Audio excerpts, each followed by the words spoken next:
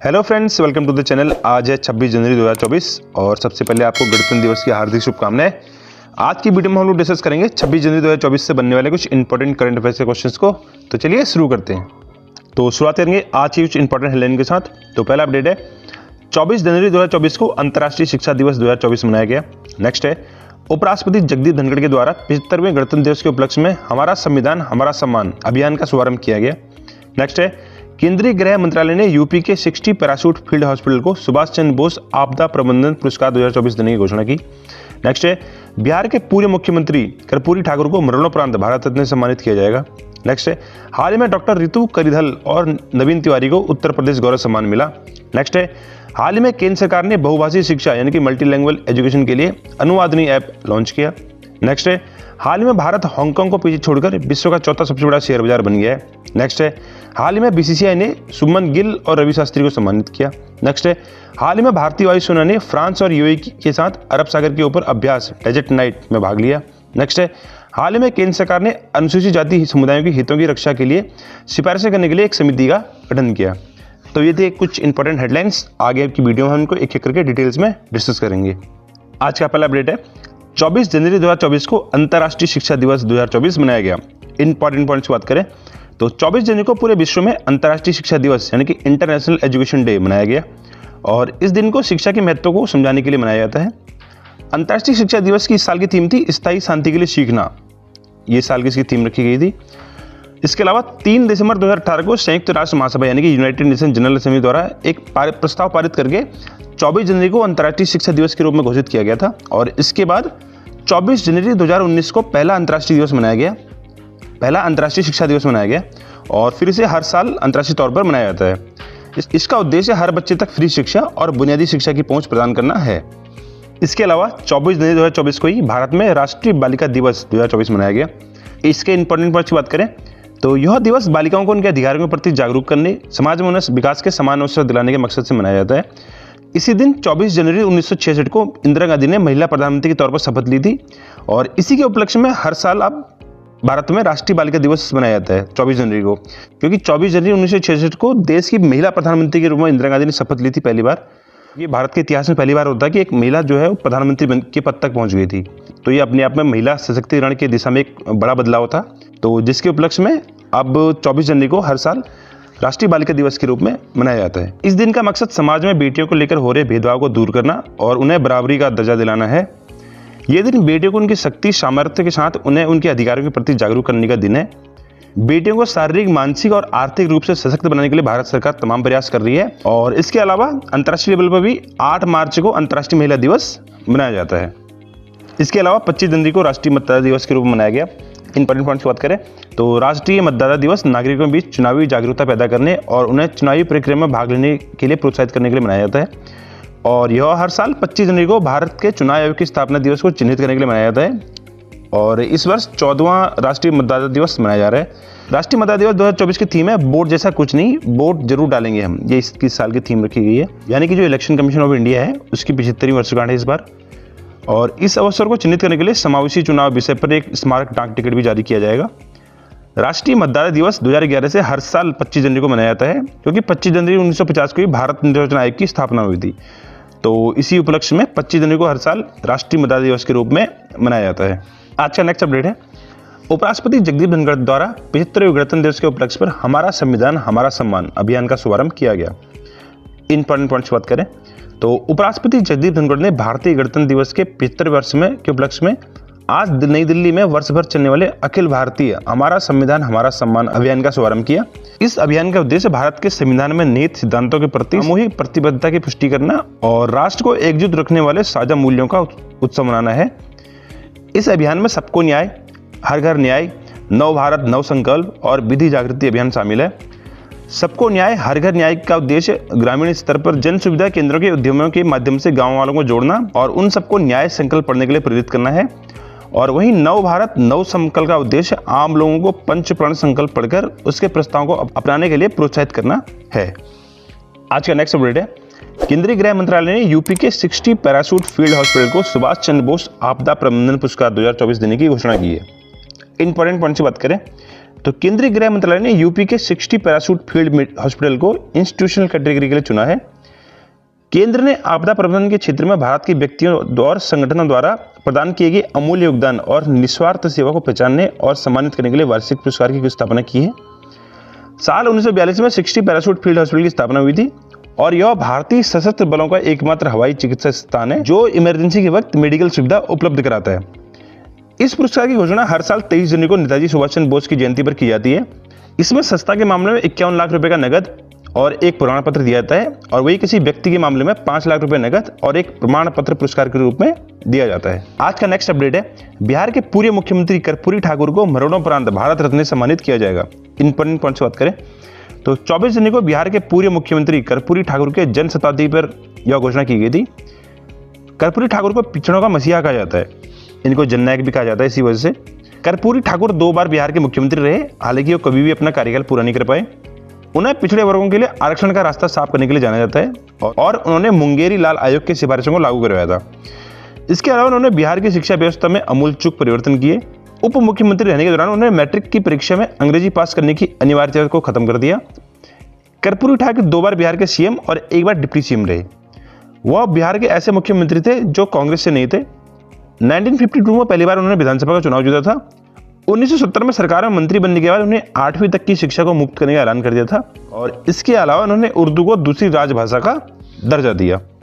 आज का next update है, हाल ही में डॉक्टर रितु करिधल और नवीन तिवारी को उत्तर प्रदेश गौरव सम्मान मिला। इंपॉर्टेंट पॉइंट्स बात करें तो उत्तर प्रदेश सरकार ने यूपी दिवस के अवसर पर 24 जनवरी को पहली बार प्रदेश का नाम रोशन करने वाली 2 हस्तियों को उत्तर प्रदेश गौरव सम्मान से सम्मानित किया। इसके लिए लखनऊ के वैज्ञानिक डॉक्टर रितु करिधल और फोर्ब्स और फॉर्च्यून जैसी पत्रिकाओं के कवर पर नियमित रूप से छाए रहने वाले कानपुर के उद्यमी नवीन तिवारी का चयन किया। डॉक्टर रितु ने भारत के मंगल मिशन के विकास में महत्वपूर्ण भूमिका निभाई थी।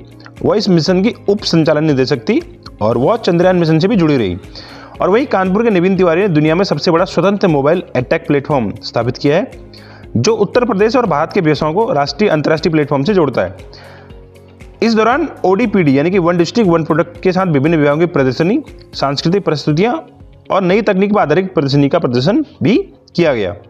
आज का नेक्स्ट अपडेट है, हाल ही में केंद्र सरकार ने बहुभाषी शिक्षा यानी कि मल्टीलैंग्वेज एजुकेशन के लिए अनुवादनी ऐप लॉन्च किया है। इंपॉर्टेंट पॉइंट से बात करें, शिक्षा में बहुभाषावाद यानी कि मल्टी लैंग्वेजिज्म को बढ़ावा देने के लिए केंद्र सरकार ने एक आर्टिफिशियल इंटेलिजेंस आधारित प्लेटफॉर्म अनुवादनी ऐप को लॉन्च किया है।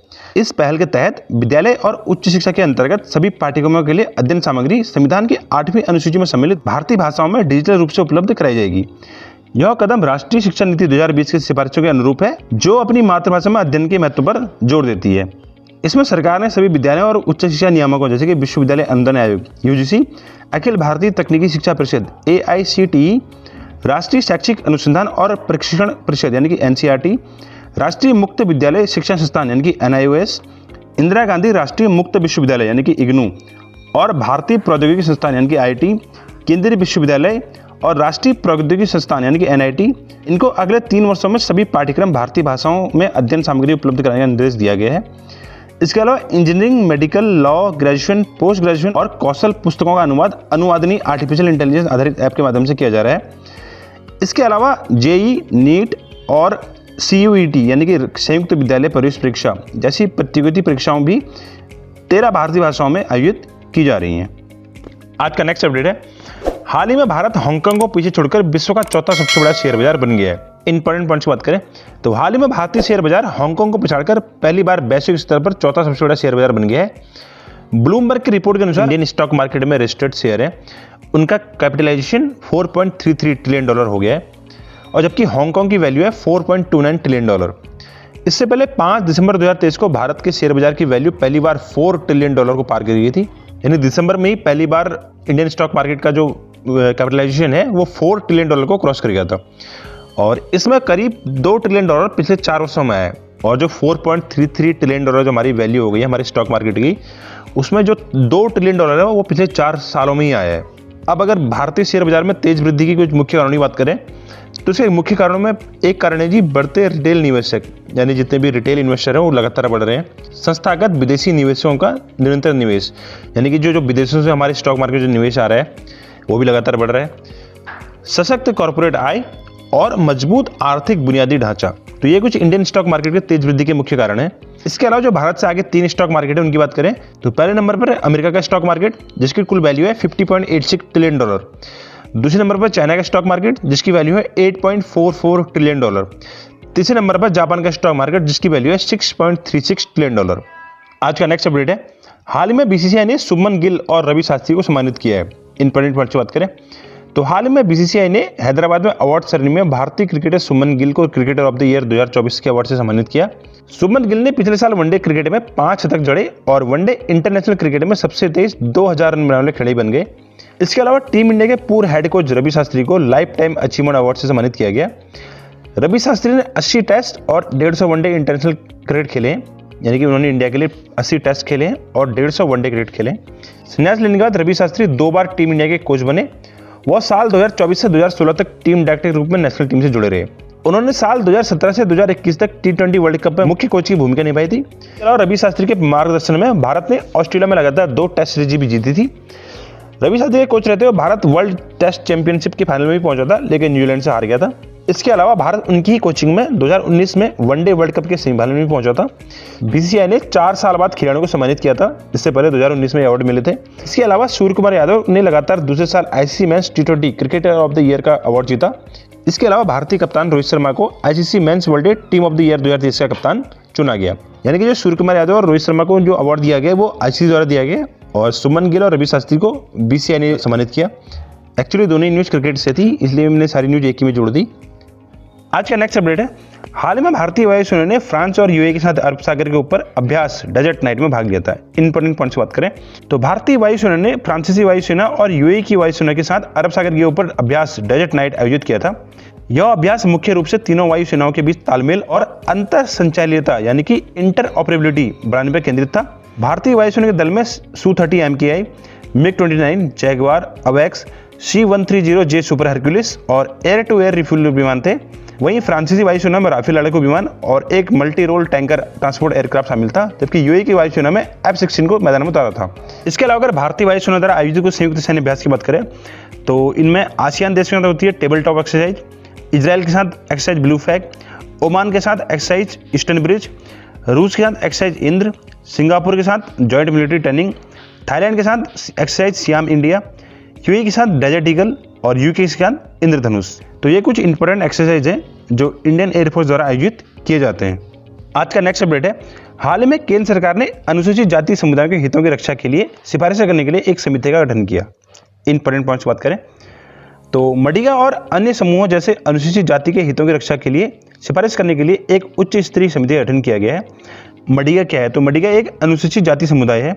यह समिति अनुसूचित जाति के अधिकांश वंचित समुदायों को लाभ का उचित आवंटन सुनिश्चित करेगी। इस समिति की अध्यक्षता कैबिनेट सचिव करेंगे। इसके अलावा गृह मंत्रालय, कार्मिक और प्रशिक्षण विभाग, जनजाति कार्य मंत्रालय, कानून मामलों के विभाग और सामाजिक न्याय और अधिकारिता विभाग के सचिव समिति के सदस्य होंगे। सचिवों की समिति की पहली बैठक 23 जनवरी 2024 को हुई थी। सरकार की मुख्य चिंता यह है कि आरक्षण और कल्याण विकासात्मक योजना का लाभ अनुसूचित जातियों के बीच समान रूप से नहीं मिल पा रहा है। इसके अलावा प्रतियोगिता पर सीधी भर्ती में अनुसूचित जाति और अनुसूचित जनजाति को आरक्षण क्रमशः 15% और 7.5% की दर से दिया जाता है। 2011 की जनगणना के अनुसार भारत की जनसंख्या में अनुसूचित जाति और अनुसूचित जनजाति क्रमशः 16.6% और 8.6% है। तो बस ये थे आज के अपडेट्स। तो आई होप आपको वीडियो पसंद आई होगी। अगर वीडियो पसंद आए तो चैनल को सब्सक्राइब करें, वीडियो को लाइक करें, शेयर करें और अगर आपको उसकी पीडीएफ चाहिए तो पीडीएफ टेलीग्राम पर मिल जाएगी। लिंक वीडियो को डिस्क्रिप्शन में जाके चैनल को फॉलो कर लो और मैं मिल रहा आपको नेक्स्ट वीडियो में। तब तक के लिए थैंक यू सो मच।